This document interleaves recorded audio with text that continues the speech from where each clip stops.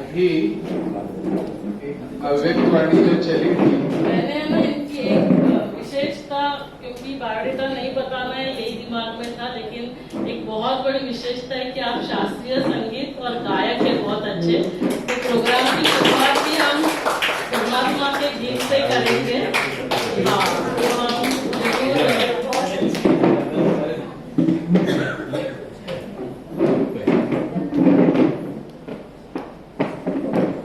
बहुत बहुत धन्यवाद आदरणीय डॉक्टर शुभदा दीदी।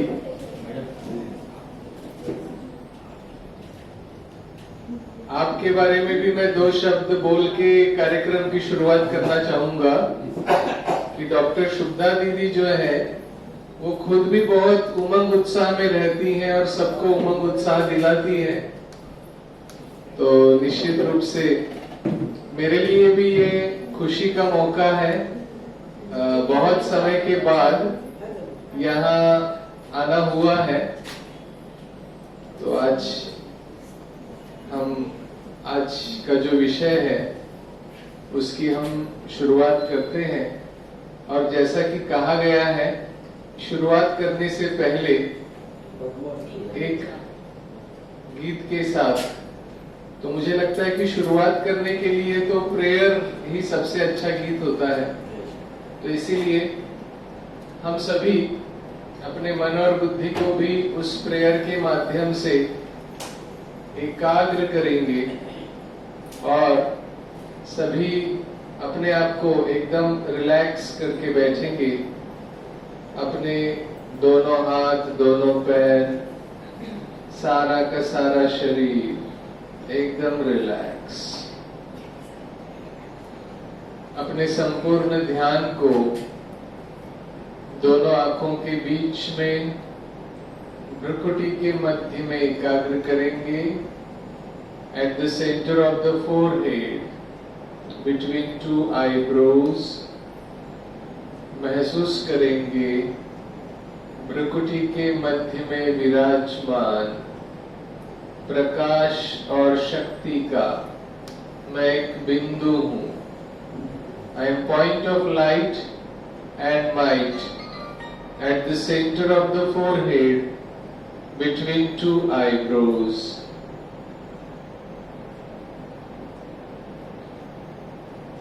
I am peaceful point of light.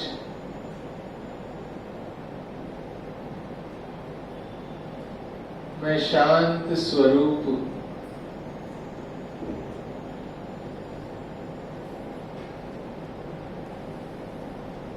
इसी स्मृति में स्थित रहते हुए जो गीत सुनाई देगा उसके शब्दों पर अपने ध्यान को एकाग्र करेंगे।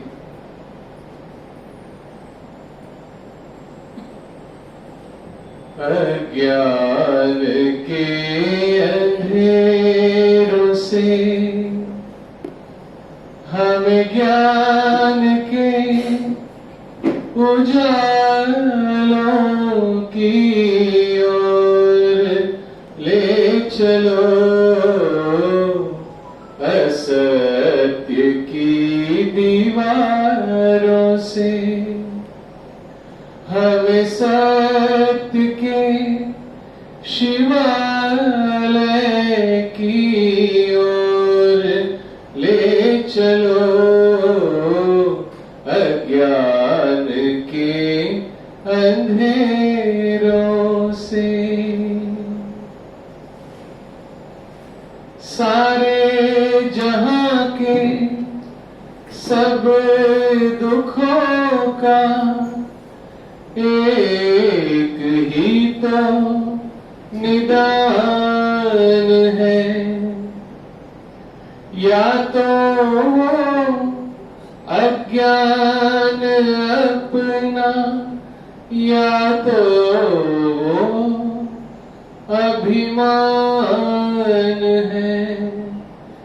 नफरतों के जहर से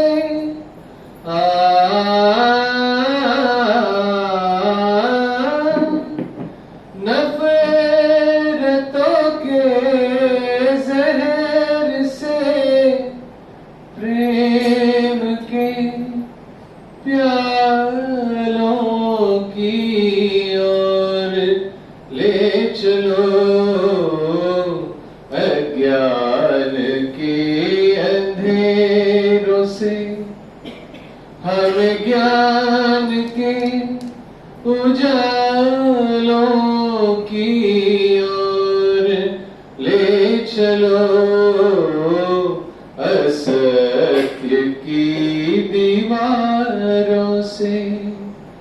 हमें सत्य के शिवालय की ओर ले चलो,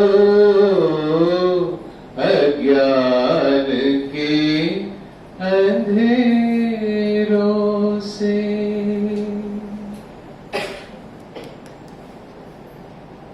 इसी पॉजिटिव नोट के साथ हम आज के सत्र की शुरुआत करेंगे।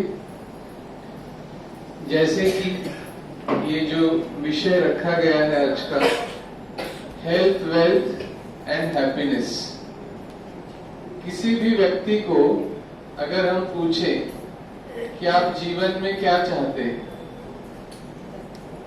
तो उसके जो भी आंसर्स होते हैं ना, वो सारे आंसर्स कहीं ना कहीं इन 3 शब्दों के आसपास ही होते हैं। मतलब अल्टीमेटली अगर वो कहेगा ना कि मुझे धन कमाना है, तो धन किस लिए कमाना है, तो वो सोचता है कि धन से मुझे हैप्पीनेस मिलेगा, तो इसलिए वो कहता है कि मुझे धन चाहिए। कोई कहता है कि मुझे पोस्ट पोजीशन चाहिए, उसको क्या लगता है कि मुझे पोस्ट पोजीशन हासिल करने के बाद वो खुशी मिलेगी जो मैं जीवन में चाहता हूं। तो इसीलिए कहीं ना कहीं हेल्थ, वेल्थ भी सभी चाहते हैं, क्योंकि बिना वेल्थ के अगर जीवन है तो उसमें भी मजा नहीं आता है। तो इसीलिए वेल्थ है, हैप्पीनेस है, हेल्थ है, ये तीनों ही चीजें कहीं ना कहीं हर एक की चाहत होती है जीवन में। तो इसीलिए कहा भी जाता है कि पहला सुख जो है वो निरोगी काया है। क्योंकि अगर हमारे पास वेल्थ है लेकिन हेल्थ नहीं है, तो ऐसे बहुत सारे केसेस हमें देखने को मिलते हैं कि जिनके पास वेल्थ तो बहुत है लेकिन हेल्थ नहीं है।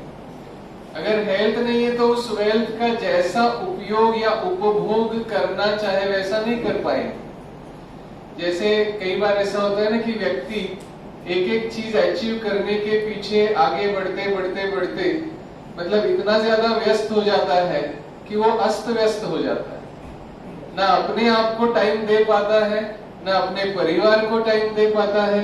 वो पूरी तरह से इनके पीछे लगा रहता है कि मैंने दिमाग में जो टारगेट सेट किया है वो मुझे अचीव करना है। वो टारगेट हो सकता है उसने खुद ने सेट किया हो, या हो सकता है उसको किसी ने दिया हो। जैसे जो जॉब आदि करते हैं या जो प्राइवेट सेक्टर में काम करते हैं, उनको आजकल टारगेट दिए जाते हैं, क्योंकि बिना टारगेट के ऐसा माना जाता है कि ये कुछ भी काम नहीं कर रहे। तो इसलिए उनको एक टाइम बाउंड टारगेट्स जो है वो दिए जाते हैं कि ये टारगेट आपको इतने टाइम में अचीव करना है। या जो जिसका खुद का बिजनेस है वो अपने लिए टारगेट सेट करता है। तो ये बहुत अच्छी बात है, प्रोग्रेस तो सबको करनी चाहिए, लेकिन प्रोग्रेस के करते समय मतलब प्रोग्रेस करते करते कई बार ऐसा हो जाता है कि हम ये भूल जाते हैं कि हम ये सब जो कर रहे हैं ये किस लिए कर रहे हैं। मतलब अल्टीमेटली हमारे जीवन का पर्पस क्या है, what is purpose of my life. क्या ऐसे ही कमाते रहना, दौड़ते रहना, ये भी दौड़ रहा है, वो भी दौड़ रहा है, और उनको देख देख के हम भी दौड़ रहे हैं, क्या यही जीवन है? कई बार ऐसा समझाया जाता है कि बेटा तू ना एसएससी पास कर लेगा ना तो तू एकदम मतलब बहुत जबरदस्त मतलब तू हो जाएगा। वो सब बेचारा मेहनत करके एसएससी पास कर लेता है, उसको बोला जाता है कि चलो एक पड़ाव तूने पार कर लिया ना, अभी तू बस 12th कर ले तो तेरा जीवन बन जाएगा, तेरी लाइफ बन जाएगी, सेट हो जाएगा। 12th भी पास कर लेता है, उसके बाद उसको बताया जाता है कि भाई तू अच्छी जगह से कुछ ग्रेजुएशन कर ले, तो ग्रेजुएशन भी कर लेता है। और वो जैसे जैसे आगे बढ़ता जाता है उसको लगता है कि अरे मैं ये सब चीजें तो करता जा रहा हूँ, लेकिन जो मुझे चाहिए था वो तो कहीं नजर नहीं आ रहा है। तो ऐसे मतलब वो आगे बढ़ता जाता है, उसको लगता है कि भाई नौकरी मिलेगी तो मेरा लाइफ सेट हो जाएगा। अच्छा नौकरी मिल भी जाती है, नौकरी मिलने के बाद लगता है कि भाई शादी अच्छी जगह हो जाएगी तो लाइफ सेट हो जाएगा, शादी भी हो जाती है, लेकिन उसको समझ में नहीं आता है। तो ऐसे करते करते उसका जीवन जो है वो बहुत आगे बढ़ जाता है, लेकिन उसको समझ में ही नहीं आता कि मैं किस लिए ये सब कर रहा हूँ, और जो मैं जिस कारण से कर रहा था वो तो चीज मुझे मिल नहीं रही है। तो इसीलिए ये बात समझना बहुत आवश्यक है कि ऐसा नहीं है कि हमने कोई चीज अचीव कर ली, कोई पोस्ट पोजीशन, कोई धन है, या कोई और भी चीजें हैं वो हासिल कर ली तो हमने वो सारी मतलब खुशियां मुझे मिल जाएंगी। लेकिन वास्तव में अगर हमें हेल्थ, वेल्थ और हैप्पीनेस ये तीनों ही चीजें चाहिए तो कुछ चीजों को हमें जीवन में समझना होगा। उसमें से सबसे इंपॉर्टेंट चीज अगर क्या है कि अगर ये तीनों ही चीजें हमें हासिल करनी है तो सबसे इंपॉर्टेंट चीज जो है वो है हमारा जो मन है। हमारे मन को कैसे कंट्रोल में रखना है या हमारे विचारों को कैसे नियंत्रण में रखना है, ये सबसे पहले हमें सीखना पड़ेगा। क्योंकि जैसे कहते हैं ना कि इच्छाएं जो होती है ये कभी खत्म नहीं होती। जैसे मारुति की पूंछ जो है ना, हनुमान जी की पूंछ बढ़ती गई बढ़ती गई बढ़ती गई, ऐसे इच्छाएं जो है वो बढ़ती जाती है। एक इच्छा पूरी होती है, फिर दूसरी इच्छा पैदा होती है, दूसरी पूरी होती है तो वो और तीसरी इच्छा को जन्म देती है। तो ऐसे इच्छाएं एक के बाद एक पैदा होती रहती है।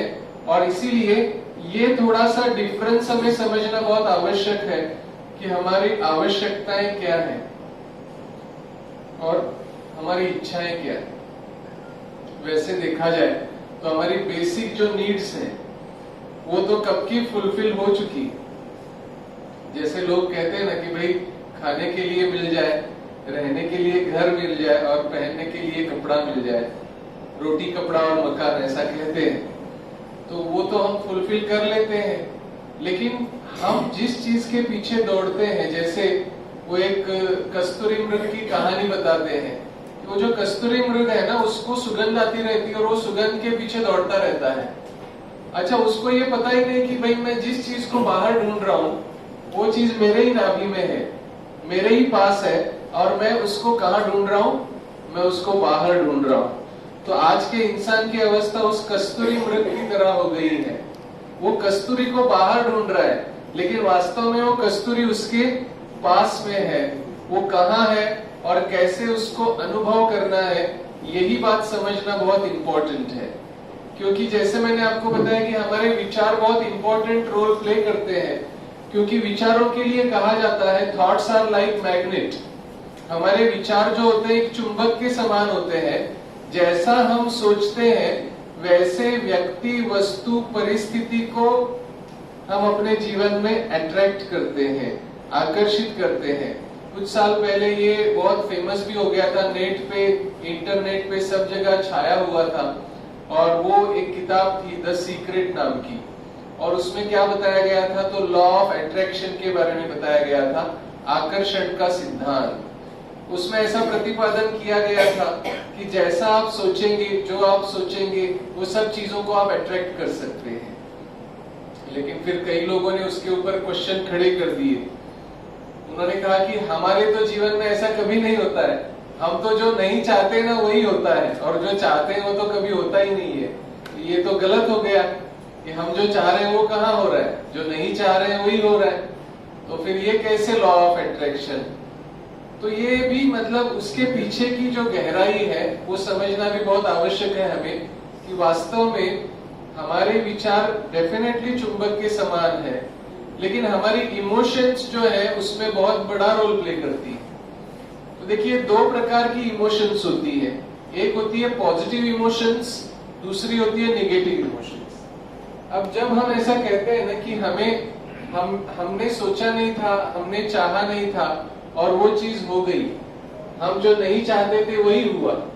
जैसे अक्सर ऐसा होता है कि हम सफेद कपड़े पहनते हैं, स्वच्छ कपड़े पहनते हैं, सोचते हैं कहीं दाग नहीं लग जाए, कहीं दाग नहीं लग जाए, कहीं चाय नहीं गिर जाए, और क्या होता है, जरूर दाग लग जाता है। नई नई हम गाड़ी चलाना सीख रहे होते हैं, सोचते हैं कि अरे गड्ढे में से गाड़ी नहीं जानी चाहिए, गड्ढे में से गाड़ी नहीं जानी चाहिए, और गाड़ी जो है वो गड्ढे में से आगे गुजरती है। तो फिर ऐसा क्वेश्चन उठता है ना कि भाई हमने तो सोचा कि ऐसा नहीं होना चाहिए, फिर ऐसा क्यों हुआ।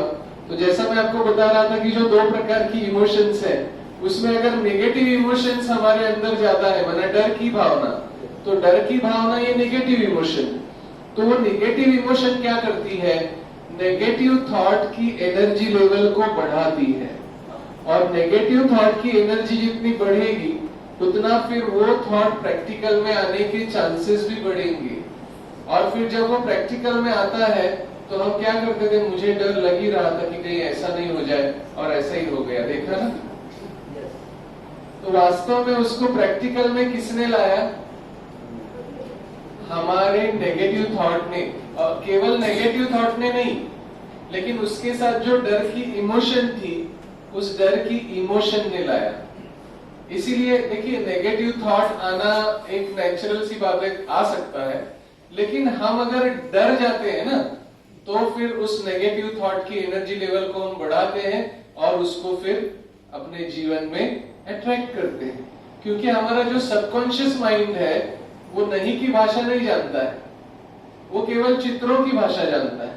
जब हम सोचते हैं ना कि कहीं दाग नहीं लग जाए, कहीं दाग नहीं लग जाए, कहीं दाग नहीं लग जाए, मना हम किसके बारे में सोच रहे हो? दाग के बारे में। और जितना उसके बारे में सोचेंगे और जितना डर होगा कि कहीं ऐसा नहीं हो जाए, तो डेफिनेटली वैसा ही हो जाता है। और इसीलिए जो हम नहीं चाहते हैं उसके बारे में सोचने के बजाय हम क्या चाहते हैं जीवन में, उसके बारे में सोचना शुरू करें। हम अगर जीवन में हेल्थ, वेल्थ, हैप्पीनेस चाहते हैं, तो हम हेल्थ को पहले समझे कि वास्तव में हेल्थ किसको कहते हैं। वेल्थ की भी गहराई समझे, हैप्पीनेस की भी जो गहराई है वो समझे। जैसे हेल्थ की हम बात करते हैं, तो हेल्थ की जो डेफिनेशन है उसमें तो 4 पहलू बताए हैं हेल्थ के। क्योंकि हेल्थ कहने पर फिजिकल हेल्थ तो समझ में आता है सभी को, लेकिन जैसे WHO ने जो डेफिनेशन बताया है कि health is a state of physical, mental, social and spiritual wellbeing, not merely the absence of disease और इंफर्मिटी। केवल बीमारी का अभाव माना स्वास्थ्य नहीं है, तो बीमारी माना शारीरिक, मानसिक, सामाजिक और आध्यात्मिक, ये चारों ही तरीकों से अगर हम ठीक हैं तो हम अपने आप को संपूर्ण रीति से स्वस्थ कह सकते हैं। शारीरिक स्वास्थ्य की अगर बात करें तो हमें पता है कि हमारे अंदर क्या चल रहा है। आपको पता है ना कि अभी अभी व्यक्ति अच्छा बात कर रहा था और पता चलता है कि वो तो चला गया, क्योंकि हार्ट में क्या हो रहा है, हार्ट में अंदर क्या चल रहा है पता नहीं चलता है। अचानक जो है वो पता चलता है कि हार्ट अटैक हो गया और चला गया, क्योंकि हमारे जो हार्ट की आर्टरीज हैं उनकी क्या पोजीशन है ये हमें बाहर से पता नहीं चलती है। कैंसर्स अंदर ही अंदर ग्रो होते रहते हैं, लास्ट स्टेज में जाने के बाद पता चलता है ना। अगर मुझे आज मच्छर ने काटा, 6 दिन के बाद मुझे बीमारी हो सकती है। कोई और वायरस मेरे शरीर में है, 14 दिन के बाद मुझे टाइफाइड हो सकता है। तो इस प्रकार से हमारे अंदर क्या है ये भी हमें पता नहीं रहता है। मतलब फिजिकली भी हम अपने आप को ऐसा नहीं कह सकते कि हम बिल्कुल फिट हैं। वैसे तो फिजिकल फिटनेस की निशानी क्या है? शारीरिक तौर से फिट तभी कहा जाता है जब हमारे शरीर के अंदर जो ऑटो सिस्टम है वो ऑटो सिस्टम अपना काम सुचारू रूप से करते हैं, तो हम अपने आप को फिजिकली हेल्दी कह सकते हैं। ये तो हो गया फिजिकल हेल्थ के बारे में। मेंटली हेल्दी कब कह सकते हैं? तो अगर हम चिंता करते हैं, अगर हमें गुस्सा आता है बहुत ज्यादा, हम जल्दी उदास हो जाते हैं, हम बहुत ज्यादा डरते हैं, या हमारा बहुत सेंसिटिव और इमोशनल नेचर है, इसमें से कोई भी एक चीज भी अगर है हमारे अंदर, तो हम अपने आप को मेंटली हेल्दी नहीं कह सकते। क्योंकि कहते हैं ना, जैसे चिता जो है वो मुर्दे को जलाती है, लेकिन चिंता जिंदा व्यक्ति को पल पल जलाती रहती है। एक बिंदी का अंतर है ना। ऐसे ही गुस्से के लिए कहते हैं कि गुस्सा हम अगर एक बार करते हैं ना, तो उसका असर हमारे हार्ट के ऊपर 72 आवर्स तक रहता है। माना एक बार तीर निकल गया, फिर उसके बाद कुछ नहीं हो सकता। तो तीर निकलने से पहले हम क्या कर सकते हैं उसको मैनेज करने के लिए, उसको कम करने के लिए, ये हमें पहले से सोचना चाहिए। इसीलिए गुस्से को क्या कहते हैं? थोड़े समय का पागलपन, टेम्पररी मैडनेस। क्योंकि व्यक्ति जब गुस्से के वश होता है ना, तो उसको खुद को ही समझ में नहीं आता कि मैं क्या बोल रहा हूँ, क्या कर रहा हूँ। और फिर जब गुस्से का आवेश उतर जाता है तो उसको लगता है कि ये मैंने क्या कर दिया।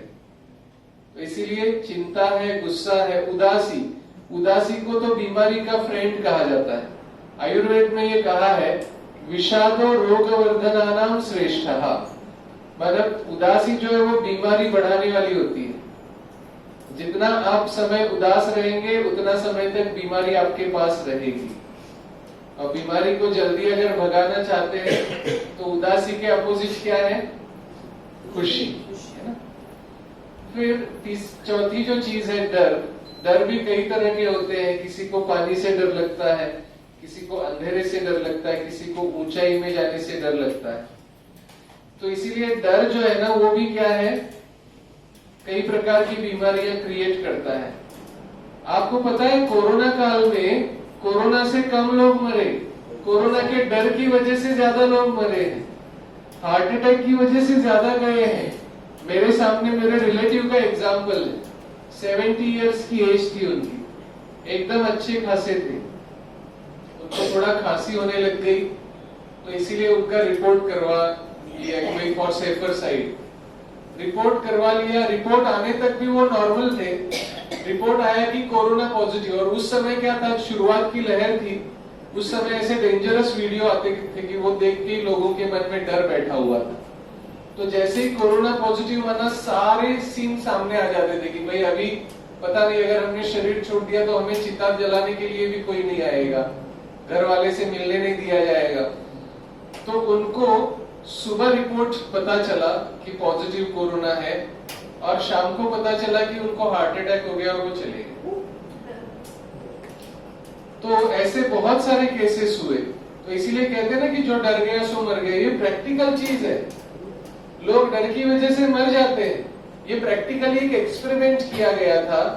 एक जो कैदी था, तो वो कैदी को मृत्युदंड की सजा सुनाई गई थी। तो साइंटिस्ट जो थे उन्होंने सोचा कि इसके ऊपर हम एक्सपेरिमेंट करते हैं। उन्होंने गवर्नमेंट से परमिशन मांगी, गवर्नमेंट ने परमिशन दे दी। तो उन्होंने उसको कहा, उस कैदी को, कि आपको फांसी नहीं दी जाएगी, लेकिन जहरीला कोबरा डसवा के आपको मारा जाएगा। और फिर उसके आंख पे पट्टी बांधी गई, और पट्टी बांधने से पहले उसको कोबरा दिखाया गया कि ये कोबरा आपको डसने वाला है। लेकिन पट्टी बांधने के बाद जो है उसको सिंपल प्लेन नीडल से जो है वो चुभाया गया, और थोड़े ही समय में उसकी मौत हो गई। और उसके शरीर में वैसे सारे लक्षण दिखाई दिए जो जहर के लक्षण पैदा होते हैं ना शरीर में, वो सारे लक्षण दिखाई दिए। मतलब हमारे माइंड में इतनी पावर होती है कि हमारे माइंड ने अगर कोई बात को एक्सेप्ट कर लिया तो वैसा प्रैक्टिकल हमारे साथ होता है। तो इसीलिए डर का बहुत बड़ा असर होता है। और भावुक और नाजुक स्वभाव जो होता है उसकी वजह से क्या होता है, ओवर थिंकिंग जिसको कहते हैं ना, बहुत ज्यादा सोचने की आदत है ना। तो जिसका भावुक और नाजुक स्वभाव होता है उसको अगर कोई कुछ बात कह देता है तो कहने वाला भूल जाता है, लेकिन ये बंदा 24 घंटे उसके बारे में सोचता रहता है कि उसने मेरे को ऐसा क्यों कहा, मैंने तो कभी उसको ऐसा नहीं कहा था, मैंने तो उसको ऐसी कभी बात की नहीं थी, मेरे को ऐसा क्यों बोला, मेरे साथ ही ऐसा क्यों होता है। तो इस प्रकार से वो उसी सोच में बिजी हो जाता है। तो इसीलिए ये अगर कोई भी चीजें हमारे अंदर है तो हम अपने आप को मेंटली हेल्दी नहीं कह सकते। ऐसे ही सोशल हेल्थ की भी बात है। सोशल हेल्थ समाज बनता है व्यक्तियों से मिलकर, तो हमारे आपस में संबंध कैसे हैं उसका असर भी हमारे हेल्थ के ऊपर आता है। तो जितने हमारे संबंध अच्छे रहते हैं उतनी हेल्थ हमारी अच्छी रहती है। क्योंकि घर परिवार में अगर किसी के साथ हमारे संबंध ठीक नहीं है, एक ही छत के नीचे रहना है, बार बार आमना सामना होता रहेगा, और जब भी आमना सामना होगा तब अंदर से क्या होगा, कैसे कैसे हार्मोन्स निकलेंगे, तनाव वाले, चिंता वाले हार्मोन्स निकलेंगे, और फिर वो शुगर को बढ़ा देंगे। तो इसीलिए ये जब देखा गया कि भाई भारत में अभी डायबिटीज नंबर 1 हो गया है, डायबिटीज के मामले में भारत जो है वो वर्ल्ड कैपिटल बन गया है। तो ये रिसर्च किया गया कि इसका रीजन क्या है, तो पता चला कि संबंधों में तनाव, ये इसका रीजन, संबंधों में कड़वाहट। तो इसीलिए फिर ये बात भी बहुत जरूरी है कि हमें अगर स्वस्थ रहना है तो हमें अपने स्वास्थ्य के लिए सबके साथ हमारे संबंध अच्छे होने चाहिए। तो ये हो गया सोशल हेल्थ के बारे में। और चौथा जो पहलू है वो है स्पिरिचुअल हेल्थ। तो स्पिरिचुअलिटी और हेल्थ का क्या कनेक्शन है? कई बार हमें ऐसा लगता है कि स्पिरिचुअलिटी ये बहुत अलग चीज है और हेल्थ ये बहुत डिफरेंट चीज है। लेकिन मैं अभी आपको अपने प्रैक्टिकल एक्सपीरियंस के आधार पर बताना चाहूंगा कि वास्तव में स्पिरिचुअलिटी का लोग गलत मीनिंग लेते हैं। स्पिरिचुअलिटी और रिलीजन को एक कर देते हैं। वास्तव में रिलीजन अलग चीज है और स्पिरिचुअलिटी अलग चीज है। रिलीजन हर एक का अलग अलग हो सकता है, लेकिन स्पिरिचुअलिटी सबके लिए एक ही है, उसमें कोई भेदभाव नहीं है। स्पिरिचुअलिटी जो है वो हमें जीवन की वास्तविकता के बारे में समझाती है और जो सच्चाई है उससे रूबरू कराती है। तो उसमें जैसे सत्यता में स्व की सत्यता हमें पता चलती है, इस सृष्टि के जो नियम है उन नियमों के बारे में हमें पता चलता है, प्रकृति के नियमों के बारे में हमें पता चलता है। तो इसीलिए स्पिरिचुअलिटी को समझना और उस अनुसार चलना, उससे हमें हेल्दी रहने में बहुत मदद मिलती है। कैसे मदद मिलती है वो भी मैं आपको थोड़ा सा शॉर्ट में बताऊंगा, क्योंकि देखिए स्पिरिचुअलिटी में सबसे इंपॉर्टेंट चीज जो होती है वो होता है सेल्फ रियलाइजेशन। क्योंकि जैसे मैंने आपको कस्तूरी मृग की बात बताई कि कस्तूरी है नाभि में, ढूंढ रहा है बाहर, ऐसे ही हमारी भी अवस्था हो गई है कि जो चीजें हम बाहर ढूंढ रहे हैं ना, हम शांति को बाहर ढूंढते हैं, खुशी को बाहर ढूंढते हैं, आनंद को बाहर ढूंढते हैं, शक्ति चाहते हैं, हम पावर चाहते हैं, ये सारी चीजें हम बाहर ढूंढते हैं, लेकिन वो चीजें हमारे भीतर मौजूद है। लेकिन उसके लिए हमें मेथड पता नहीं है, विधि पता नहीं है कि कैसे अपने अंदर जाना है। और ये अगर हम समझ लेते हैं कैसे अपने अंदर जाना है, तो हमें ये चीजें महसूस होने लगती हैं प्रैक्टिकली। तो ये जो 7 चीजें हैं, ये 7 चीजों का हमारे हेल्थ के साथ बहुत गहरा कनेक्शन है। 7 चीजें जो है मैं शॉर्ट में आपको बताऊंगा। नॉलेज, ज्ञान, प्यूरिटी, पवित्रता, पीस, शांति, लव, प्रेम, हैप्पीनेस, सुख, ब्लिस, आनंद, पावर्स, शक्तियां। तो ये जो 7 चीजें हैं, ये 7 चीजों का हमारे 8 सिस्टम के साथ कनेक्शन है। हमारे बॉडी में जो 8 सिस्टम्स होते हैं उनके साथ कनेक्शन है। नॉलेज जो है, सत्य ज्ञान, उसका कनेक्शन होता है हमारे ब्रेन के साथ और सेंट्रल नर्वस सिस्टम के साथ। प्यूरिटी, पवित्रता का कनेक्शन है हमारा इम्यून सिस्टम, जो बीमारी से लड़ने का सिस्टम है, और हमारे जो 5 सेंस ऑर्गन्स हैं। पीस, शांति का संबंध होता है हमारे रेस्पिरेटरी सिस्टम के साथ, हमारे फेफड़ों के साथ। लव, प्रेम का संबंध होता है हमारे हार्ट के साथ, कार्डियोवैस्कुलर सिस्टम के साथ। सुख, सुख का संबंध है हमारे डाइजेस्टिव सिस्टम के साथ। आनंद, आनंद का संबंध है हमारे एंडोक्राइन सिस्टम के साथ, जो अंतस्रावी ग्रंथियां हैं हमारे शरीर में। पावर का संबंध है मस्कुलोस्केलेटल सिस्टम, माना हड्डियां और स्नायु, मसल्स एंड बोन्स। और ये सातों ही चीजों का जब हम अनुभव करते हैं, तो 8वां जो अंग है जिसको हम कहते हैं एक्सक्रीटरी सिस्टम, वो अच्छे से काम करने लगता है। तो इसीलिए स्पिरिचुअलिटी में जब हम अपने ही अंदर जाके इस कस्तूरी का अनुभव करने लगते हैं, अरे ज्ञान में बाहर ढूंढ रहा था लेकिन ज्ञान तो मेरे अंदर है, प्यूरिटी को मैं बाहर ढूंढ रहा था लेकिन प्यूरिटी तो मेरे अंदर है, peace, happiness, bliss, love, power. देखो हम दूसरों से अपेक्षा करते हैं प्रेम की, कि अरे मेरे से प्रेम से नहीं बात कर सकते, आप प्रेम से व्यवहार नहीं कर सकते। अब उसका ही बर्तन खाली है बेचारे का, तो वो आपको प्रेम कहां से देगा? यहाँ पे उसको ही पता नहीं कि मेरे अंदर है ना। तो इसीलिए जब हम अपने अंदर जाते हैं, जैसे किसी ने बहुत अच्छा कहा है कि मैं भीतर गया मैं भी तर गया, मैं भीतर गया मैं भी तर गया। तो ये संसार रूपी सागर में अगर हमें सदा स्वस्थ रहना है, सदा खुशहाल रहना है और सदा हेल्दी वेल्दी हैप्पी रहना है, तो उसके लिए हमें अपने अंदर जाने की कला सीखना बहुत आवश्यक है। जितना जितना हम अपने अंदर जाएंगे, उतना उतना इन सब बातों को महसूस करना शुरू करेंगे, और जितना महसूस करना शुरू करेंगे उतना उतना हमारा शरीर का एक एक जो ऑर्गन है उसको वो स्पिरिचुअल एनर्जी का नरिशमेंट मिलना शुरू हो जाएगा। और जितना जितना उसको ये नरिशमेंट मिलेगा उतनी उतनी हमारी हेल्थ में सुधार आना शुरू हो जाएगा। क्योंकि देखिए इसके लिए ही एक बेसिक कंसेप्ट जो है वो है चेंज ऑफ कॉन्शियसनेस। कॉन्शियसनेस माना अभी हम अपने आप को क्या समझते हैं, बॉडी समझ के चलते हैं।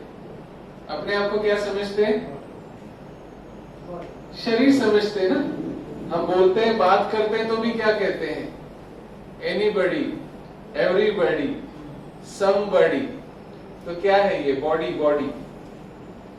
तो वास्तव में अगर हम इस बात को समझे कि वास्तव में क्या मैं बॉडी हूं या इससे कुछ डिफरेंट मेरा एग्जिस्टेंस है, इस बात को भी अगर हम एक मतलब जैसे छोटा सा एक्सरसाइज करके समझे तो बहुत अच्छे से आपको क्लियर हो जाएगा। जैसे आप आएंगे भाई साहब यहाँ, आइए मोबाइल लेके आइए। देखिए ये बहुत छोटी सी बात है, बहुत सिंपल बात है, लेकिन बहुत इंपॉर्टेंट बात है। वो दो शब्द हैं मैं और मेरा, लेकिन मैं और मेरा के बीच का अंतर अगर आपने आज समझ लिया तो आपके जीवन का उद्धार हो जाएगा। तो ये जैसे मैं आपको बताता हूं, जैसे अभी ये मोबाइल है, ठीक है, तो ये मोबाइल है, इसको क्या कहेंगे ना, मेरा मोबाइल कहेंगे ना। जैसे आपका नाम क्या है, मैं नहीं कह रहा हूं मेरा, ये आपका ही है। मेरे को दे रहे हैं। आपका नाम क्या है, Lion U Samanta. Lion U Samanta. तो सामंता भाई शॉर्ट में हम बोलेंगे। तो ये सामंता भाई का मोबाइल है। पेन देंगे, नहीं ऐसे बंद करके। तो ये पेन भी सामंता भाई जी का है। और कुछ है, घड़ी वगैरह है।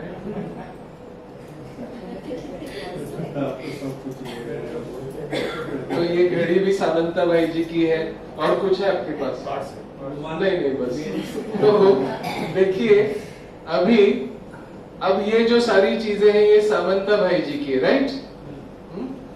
तो जब देखेंगे कि ये घड़ी है तो ये घड़ी किसकी है, क्या सामंता भाई जी घड़ी है? सामंता भाई जी घड़ी नहीं है ना, ये घड़ी सामंता भाई जी की है, राइट। ये पेन किसका है, सामंता भाई जी का है। क्या पेन सामंता भाई है? नहीं है, ऑब्वियसली नॉट।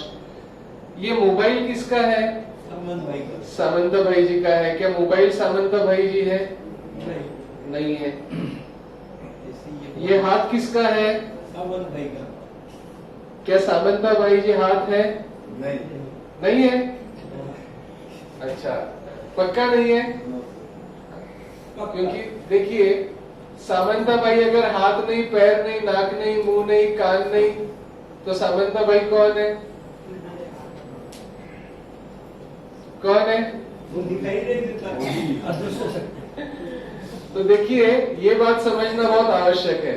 सामंता भाई जी के हाथ में दर्द होगा, पैरों में दर्द होगा, शरीर में दर्द होगा, तो क्या कहेंगे वो, क्या कहेंगे आप, मेरे शरीर में दर्द हुआ या मैं शरीर में दर्द हुआ? मेरा दर्द होता ही नहीं।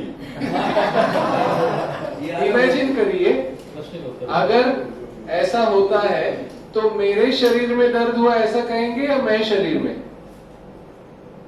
मेरा शरीर, मेरा शरीर में कहेंगे। जैसे इसको क्या कहेंगे, मेरा मोबाइल, राइट। इसको क्या कहेंगे, मेरा पेन। इसको कहेंगे मेरी घड़ी।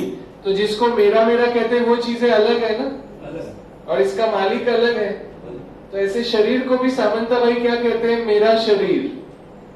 क्या कहते हैं, माना शरीर अलग है और सामंता भाई। तो सामंता भाई कौन है, इस शरीर के मालिक है ना, जो भले दिखाई नहीं देती है, जिसको हम कहते हैं कोई चैतन्य शक्ति कहता है, कोई रूह कहता है, कोई सोल कहता है, कोई आत्मा कहता है, कोई स्पिरिचुअल एनर्जी कहता है। तो सामंता भाई जो है वो कौन है, एक चैतन्य शक्ति, राइट। समझ में आया आपको ये बात? ये मैं और मेरा का अंतर समझ में आ गया, क्लियर हो गया? सभी को हो गया? किसी को कोई डाउट है क्या? किसी को अगर कोई डाउट है तो वो पूछ सकता है। ये बात आपको समझ में आई? ये छोटी सी बात है लेकिन बहुत इंपॉर्टेंट बात है, ठीक है? तो मैं कहने वाला मैं कौन? एक चैतन्य शक्ति हूं, ठीक है? क्लियर? तो सामंता भाई जी की सारी चीजें मैं सबके सामने उनको दे रहा हूं। तो एक बार सामंता भाई जी के लिए तालियां बजाइए। Thank you, thank you sir. Thank you.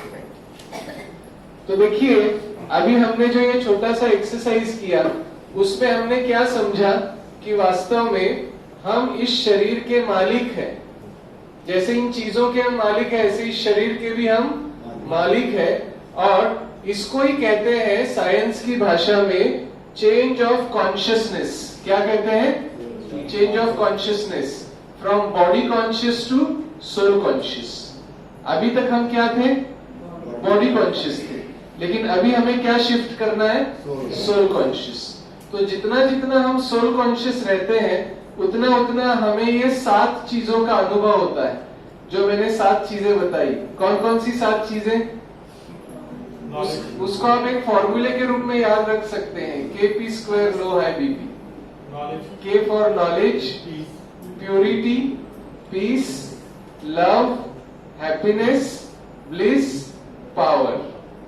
Knowledge का संबंध है ब्रेन, प्योरिटी का संबंध है इम्यूनिटी सिस्टम और 5 सेंस ऑर्गन्स, पीस का संबंध है फेफड़े, रेस्पिरेटरी सिस्टम, लव का संबंध है हार्ट के साथ, हैप्पीनेस का संबंध है डाइजेस्टिव सिस्टम के साथ, ब्लिस का संबंध, आनंद का संबंध है एंडोक्राइन सिस्टम के साथ, और पावर का संबंध है मसल्स और बोन्स के साथ। ठीक है? तो इसीलिए जितना जितना हम इसका अभ्यास करना पड़ेगा। ये केवल समझने से नहीं होगा। अभी आपने केवल समझा इसको, क्या समझा? कि मैं शरीर नहीं लेकिन इस शरीर की मालिक, इस शरीर की मालिक चैतन्य शक्ति हूं, ये समझ लिया। लेकिन अभी इसकी प्रैक्टिस करनी पड़ेगी, इसका अभ्यास करना पड़ेगा, क्योंकि नेचुरल टेंडेंसी क्या है हमारी? स्वयं को क्या समझने की? बॉडी समझने की। और इसके बजाय हमें ये जब समझ में आया तो उस स्थिति में स्थित रहने का अभ्यास, यही मेडिटेशन की फर्स्ट स्टेप है। और जितना जितना हम इसका अभ्यास करते हैं उतना उतना हमारे मन के ऊपर भी हमारा नियंत्रण आने लगता है।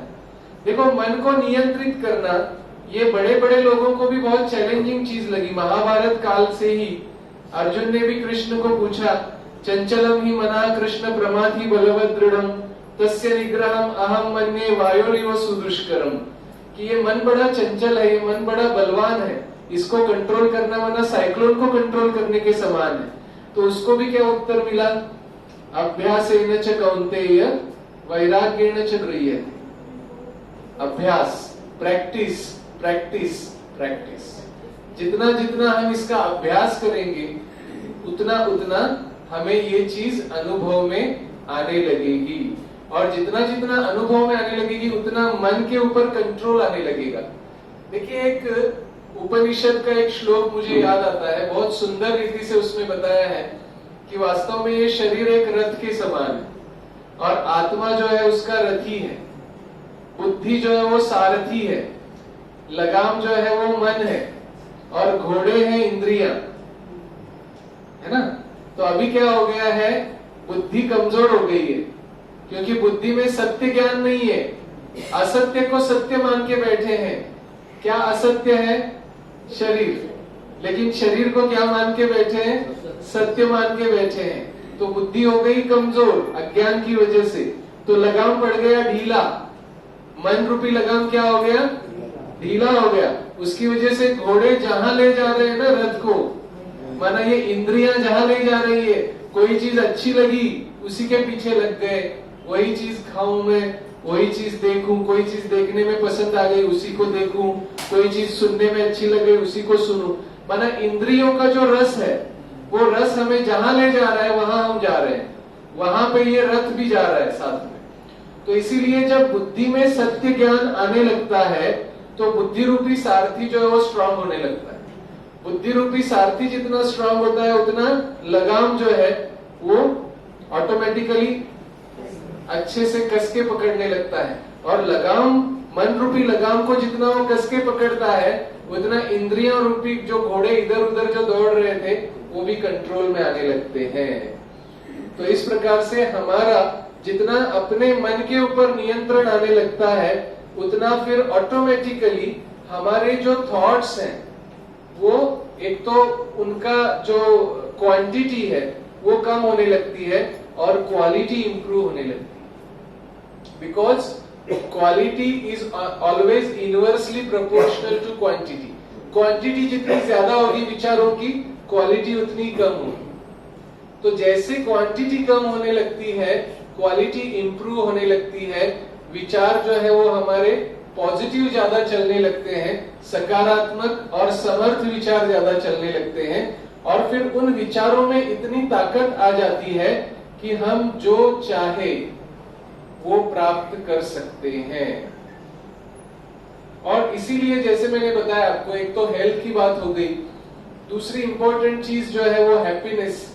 तो हैप्पीनेस भी दो प्रकार का होता है, एक होता है डिपेंडेंट हैप्पीनेस और दूसरा होता है इंडिपेंडेंट हैप्पीनेस। डिपेंडेंट हैप्पीनेस माना जैसे वस्तु, व्यक्ति, पदार्थ, वैभव, इनके ऊपर हमारी खुशी निर्भर है। माना अगर हमारे मतलब हस्बैंड खुश है तो वाइफ भी खुश, हस्बैंड नाराज हो गए तो वाइफ का भी मूड ऑफ हो जाता है, या फिर कोई चीज मेरे पास है तो मैं खुश हूँ, वो चीज नहीं है तो दुखी हो गया, धन मिल गया तो खुश हो गया, धन नहीं मिला तो दुखी हो गया। तो इस प्रकार से ये जो हैप्पीनेस है दैट इज डिपेंडेंट, कि बाहरी कोई चीजों पर डिपेंडेंट है।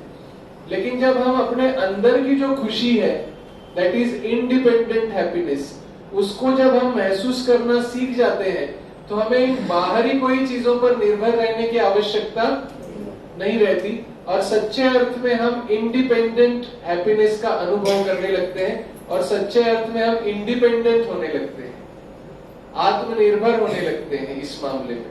तो इसीलिए हेल्थ, हैप्पीनेस एंड वेल्थ, ये तीनों ही चीजें, क्योंकि वेल्थ भी जो है उसके भी अलग अलग प्रकार होते हैं। जैसे एक तो है धन, तो जैसे धन की वेल्थ होती है ऐसे जन की भी वेल्थ होती है। किसी किसी के पास धन ज्यादा नहीं रहता है, लेकिन उसका लोगों में इतना अच्छा संबंध संपर्क रहता है कि वही उसकी वेल्थ रहती है, उसके जो कॉन्टैक्ट्स है वही उसकी वेल्थ रहती है, क्योंकि जरूरत पड़ने पर वो सारे उसके लिए हेल्प करने के लिए आगे आ जाते हैं।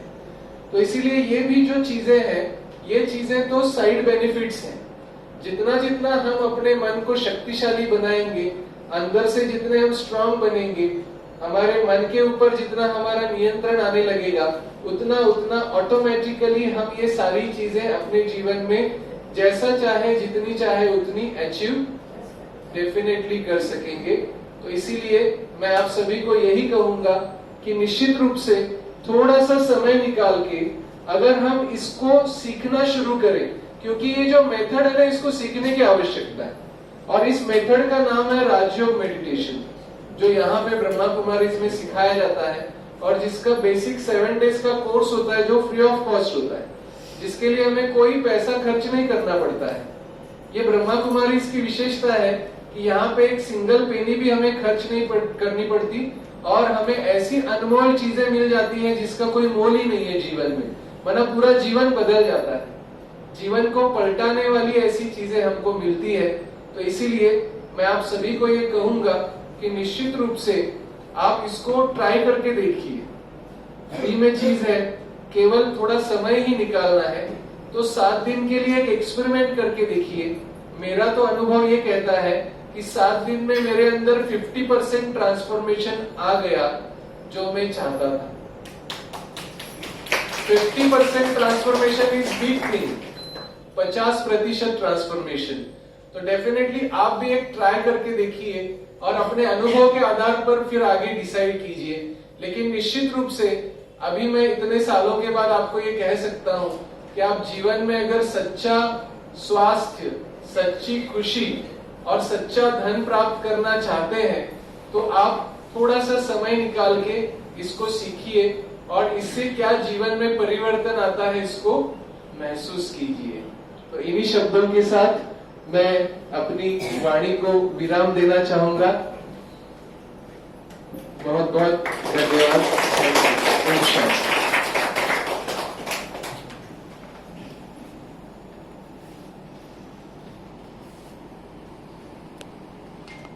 बहुत बहुत धन्यवाद दिलीप भाई जी का। तो राजयोग मेडिटेशन से हमारे जीवन में डेफिनेटली ट्रांसफॉर्मेशन आता है।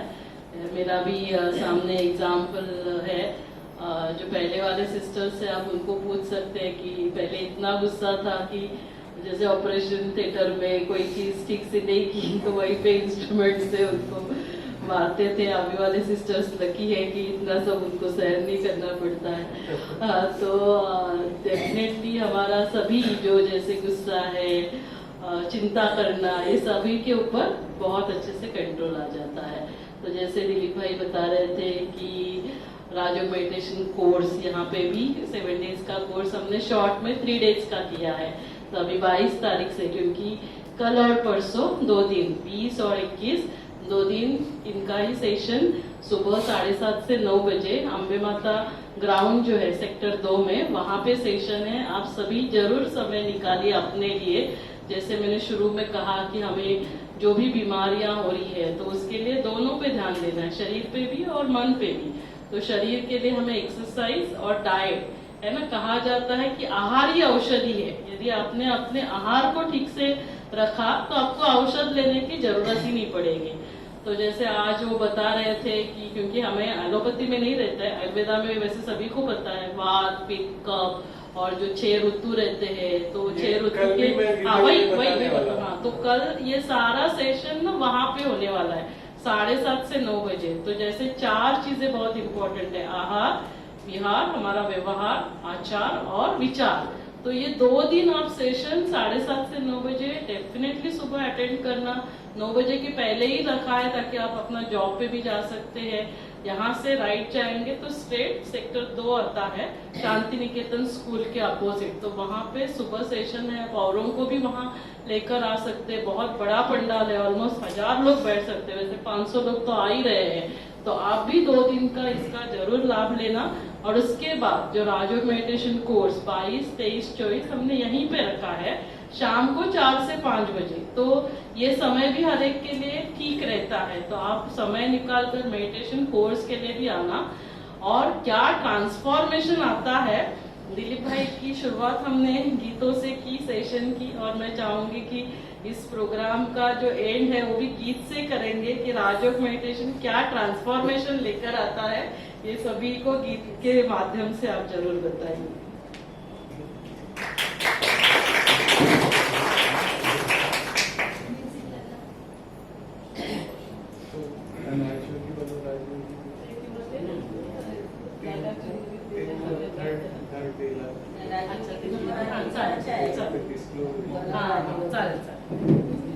तो अभी जो बातें हमने सुनी ना, उसको हम अभी प्रैक्टिकल करेंगे। That is change of consciousness.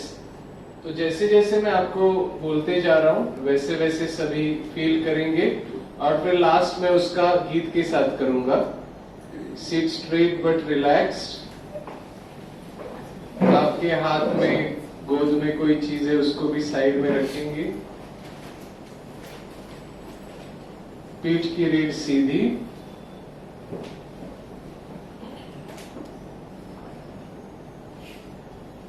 महसूस करें दोनों पैरों की 10 उंगलियां शिथिल हो रही है, रिलैक्स हो रही है। रिलैक्स।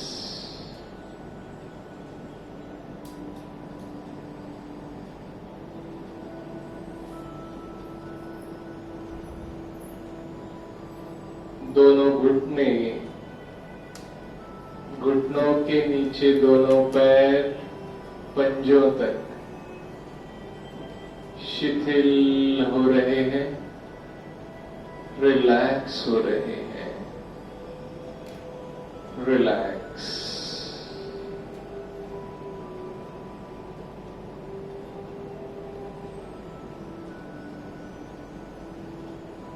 अपने संपूर्ण ध्यान को कमर के मसल्स पे एकाग्र करें। कमर के मसल्स, कमर के नीचे दोनों पैर घुटनों तक शिथिल हो रहे हैं, रिलैक्स हो रहे हैं, रिलैक्स।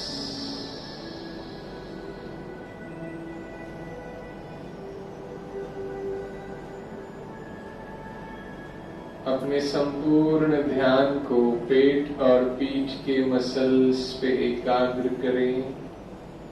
पेट और पीठ के सभी मसल्स शिथिल हो रहे हैं, रिलैक्स हो रहे हैं, रिलैक्स।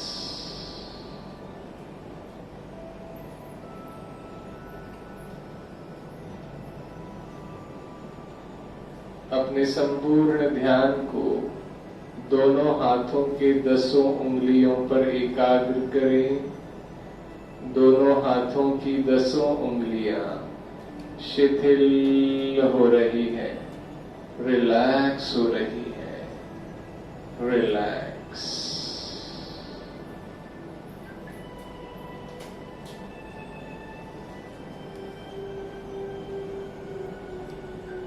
अपने संपूर्ण ध्यान को दोनों कंधों पर एकाग्र करें।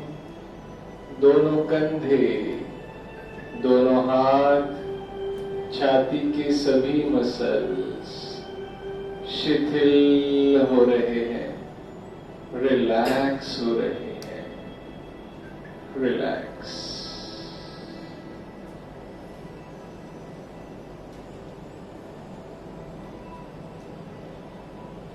अपने संपूर्ण ध्यान को गर्दन और चेहरे के मसल्स पे एकाग्र करें।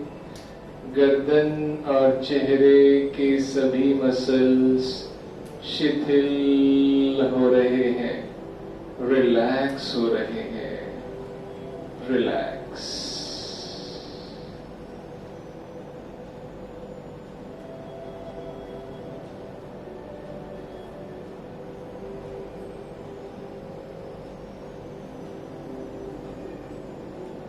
अपने संपूर्ण ध्यान को दोनों आंखों के बीच में भ्रुकुटी के मध्य में एकाग्र करें। महसूस करें भ्रुकुटी के मध्य में विराजमान मैं एक चमकता हुआ प्रकाश और शक्ति का बिंदु हूं।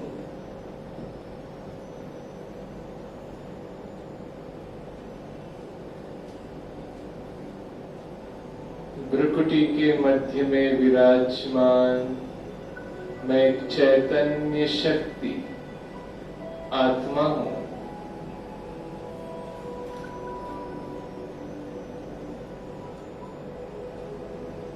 I am point of light and might at the center of the forehead between two eyebrows.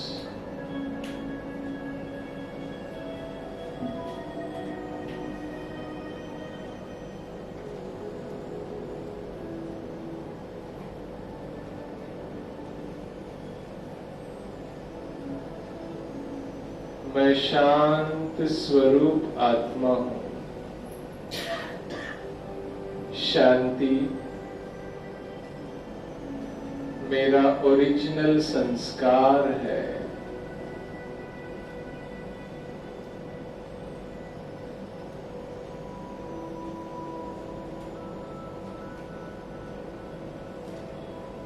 जैसे मैं आत्मा ज्योति बिंदु स्वरूप हूं, ऐसे मेरे पिता परमात्मा भी ज्योति बिंदु स्वरूप है। रूप में बिंदु लेकिन गुणों में सिंधु अर्थात सागर है प्यारे पिता परमात्मा। शांति के सागर पिता परमात्मा से मुझ आत्मा पर शांति की किरणों की बौछार हो रही है और मैं आत्मा शांति की शक्ति से भरपूर होती जा रही हूं।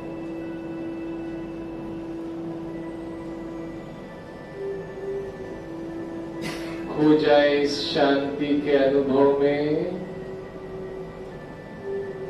डूब जाए शांति के सागर में।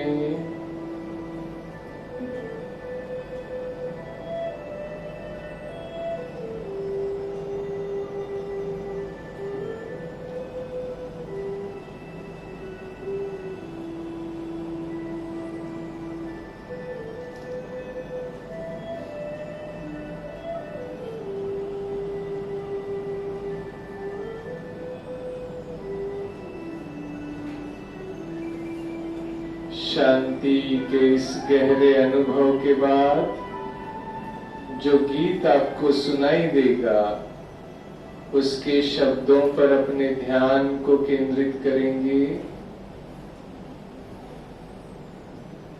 राजयोगी बनो राजयोगी, मेरे प्यारों बनो राजयोगी। जिंदगी में परम शांति होगी। मेरे प्यारों बनो राजयोगी, राजयोगी बनो राजयोगी। योग मानव को संयम सिखाता, संतुलन आचरण में हिलाता। योग मानव को संयम सिखाता, संतुलन आचरण में हिलाता। आत्मा और परमात्मा का ये मिलन हर घड़ी है कराता। सारी काया हो, सारी काया बनेगी निरोगी। मेरे प्यारों बनो राजयोगी, राजयोगी बनो राजयोगी।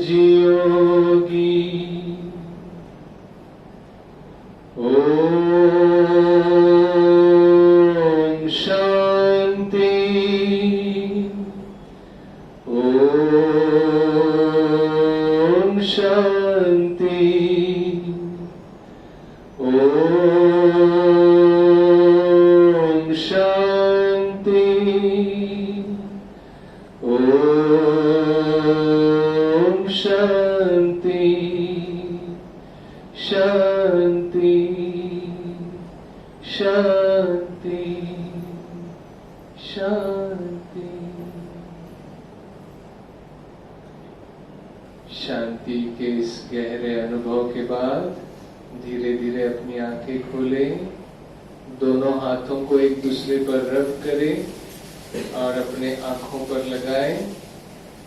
ओम शांति।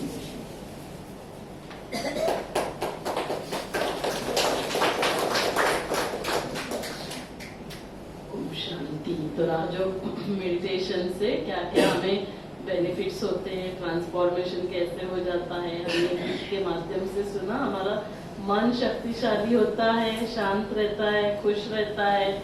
जैसे भीतर कैसे जाना है वो हमें प्रैक्टिकली दिलीप भाई ने बताया। तो उसके बाद हमारा शरीर भी स्वस्थ रहता है। जब हम शांत है, खुश है, तो क्या होगा, हमारे संबंधों में मधुरता आती है। तो शारीरिक स्वास्थ्य, मानसिक स्वास्थ्य, सामाजिक स्वास्थ्य और फिर आध्यात्मिक। तो इसीलिए जो आगे के 2-3 हैं, मैं चाहूंगी कि आप सभी औरों को भी इसके बारे में बताएं और आप भी इस सेशंस का जरूर लाभ लें। थैंक यू सो मच, आप सभी यहाँ पे आए, तो आप सभी का और सभी की तरफ से दिलीप भाई का मैं बहुत बहुत धन्यवाद करना चाहूँगी। आप सभी को जाते समय प्रसाद दिया जाएगा। मन का शक्ति मन की शक्ति देना था तो सकाई के लिए बोल रहे हाँ। अच्छा, इतनी शक्ति जी। हमें। बहुत अच्छे हाँ। बहुत अच्छा है, एक बार सुनना चाहिए। अच्छा, एक लाइन सर का आवाज भी बहुत अच्छा है। ये जो प्रार्थना सुबह सुनाई थी, तो भाई साहब कह रहे हैं कि थोड़ा सा आप सुना दीजिए। इतनी शक्ति हमें दे न दाता, मन का विश्वास कमजोर होना, हम चले नेक रास्ते पे हमसे भूल कर भी कोई भूल होना, इतनी शक्ति हमें दे न दाता, मन का विश्वास कमजोर होना, दूर अज्ञान के हो अंधेरे, तो हमें ज्ञान की रोशनी है, हर बुराई से बचते रहे हम, जितनी भी दे भले जिंदगी दे, बैर होना किसी का किसी से, भावना मन में बदले की होना, हम चले नेक रास्ते पे हमसे भूल कर भी कोई भूल होना, इतनी शक्ति हमें दे न दाता, मन का विश्वास कमजोर होना,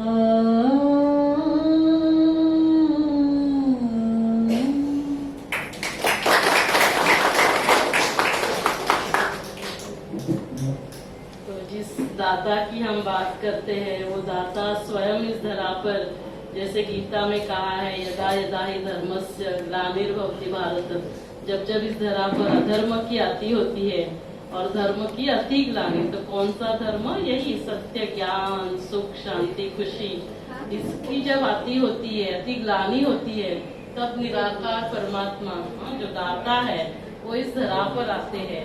तो इनके बारे में भी डिटेल जो 2 दिन के सेशंस होंगे, दिलीप भाई बहुत प्यार से समझाएंगे, तो आप जरूर आना। और ये निराकार है, तो शरीर नहीं है, तो शरीर का माध्यम लिया जाता है, उनको नाम दिया जाता है प्रजापिता ब्रह्मा, और उनका ही कल हमने पुण्य स्मृति दिवस मनाया। अभी सब जाते समय आप वहाँ मेडिटेशन रूम है, वहाँ पे उनका फोटो लगा हुआ है। यहाँ पे हम याद निराकार परमात्मा को करते हैं, लेकिन ब्रह्मा माध्यम बनते हैं। तो आप सभी बहुत भाग्यशाली है कि ये जनवरी मास चल रहा है, और 18 जनवरी जो प्रजापिता ब्रह्मा है ना, जैसे शास्त्रों में भी गायन है, परमात्मा ने ब्रह्मा के द्वारा संकल्पों से नई सृष्टि की स्थापना की। तो इसीलिए ये जो जनवरी मास चल रहा है, आप उस समय यहाँ पे पधारे। और कल विशेष परमात्मा जब इस धरा पर आते हैं, जो महावाक्य उच्चारण होते हैं, तो उनके लिए भोग स्वीकार कराया, प्रसाद दिखाया जाता है, वही प्रसाद आज आप सभी को मिलने वाला है।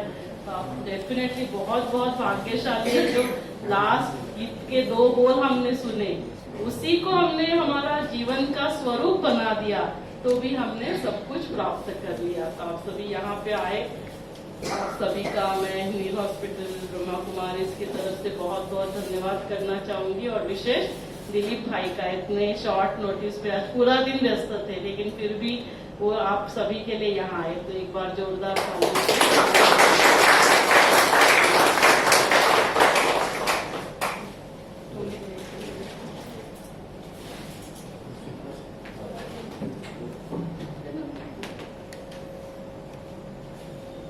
जाते समय आप प्रसाद ले लेना, मैं आप सभी से नीचे मिलती हूँ। हाँ?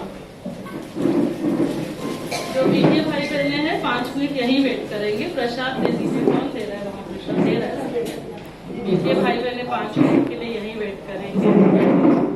आप ना वहाँ रूम है, वहाँ पे आप देख लीजिए, बरनाली में उनको वहाँ दिखा दीजिए, बाबा का कमरा दिखा दीजिए।